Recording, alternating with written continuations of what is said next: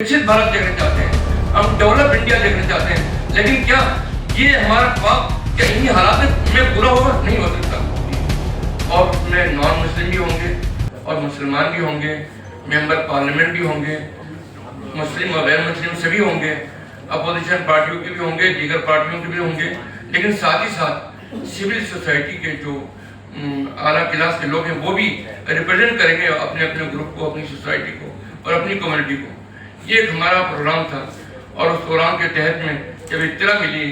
कि भाई ये प्रोग्राम अब 13 तारीख को नहीं हो सकेगा, इसलिए 13 तारीख को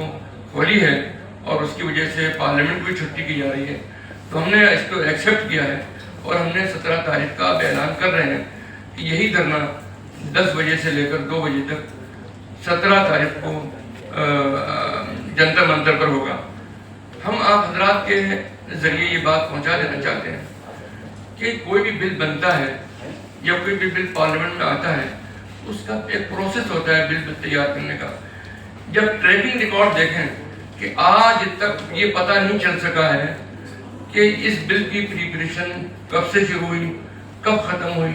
कौन सी कमेटियां बैठी, किस किस डिपार्टमेंट ने, किन किन ऑफिसर ने इसमें हिस्सा लिया, कुछ नहीं। ये एक बिल्कुल खामोश तरीके से तैयारी की गई और लाकर थोप दिया गया। जबकि आज की तारीख में सेंट्रल वक्फ काउंसिल जिसके इसमें पूरा इन्वॉल्व होना चाहिए, उसका कहीं इन्वॉल्वमेंट ही नजर नहीं आता, वो एक तरीके से डिफेक्टिव होकर रह गई है। तो आज की तारीख में ये अंदाजा होता है कि हुकूमत किसी भी हाल में इसको थोप देना चाहती है। हमारा कहना हुकूमत से ये है कि आप जरूर आपको इख्तियार, आप अमेंडमेंट लेकर आइए, लेकिन इस मुल्क की इतनी बड़ी आबादी, 20 करोड़ मुसलमानों की आबादी, उसके एहसासात को और उसकी सोच को कम से कम रेस्पेक्ट देना चाहिए। हम नहीं चाहते कि इस मुल्क में किसी भी तरह का कोई इंतशार पैदा हो, लेकिन आप तुले हुए इस बात के ऊपर कि घर घर में, घर मोहल्ले मोहल्ले में मस्जिदों पर झगड़े हों, कब्रिस्तानों पर झगड़े हों और मुसाफिर खानों पर झगड़े हों, दीनी इदारों पर झगड़े हों, ये किसी भी मुल्क के लिए अच्छा नहीं है। और कोई भी मुल्क, मैं आप भी ज़्यादा समझते, मैं भी समझता हूँ चीज़ को, इंतशार और डिस्टर्बेंस की हालत में कोई भी कंट्री तरक्की नहीं कर सकता।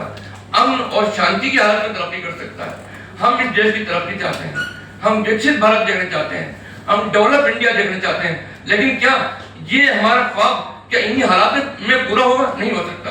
हम ये चाहते हैं हुकूमत से और बहुत एहतराम से ये बात कहना चाहते हैं कि यकीनन इक़्तिदार आपके हाथ में, डिसीजन आपके हाथ में, लेकिन आपने पूरा प्रोसेस को एक एंटी मुस्लिम एनवायरनमेंट क्रिएट करके और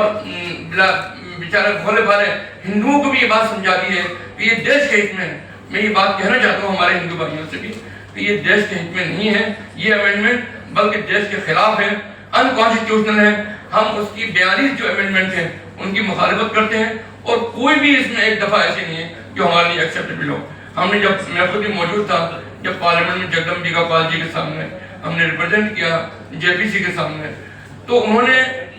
गवर्नमेंट के जो एमपीज थे, मतलब जो गवर्नमेंट के एमपीज थे और अपोजिशन के जो एमपी थे, सब ने मिलकर ये बात कही कि अब तक इतना एक्सक्लूसिव और इतना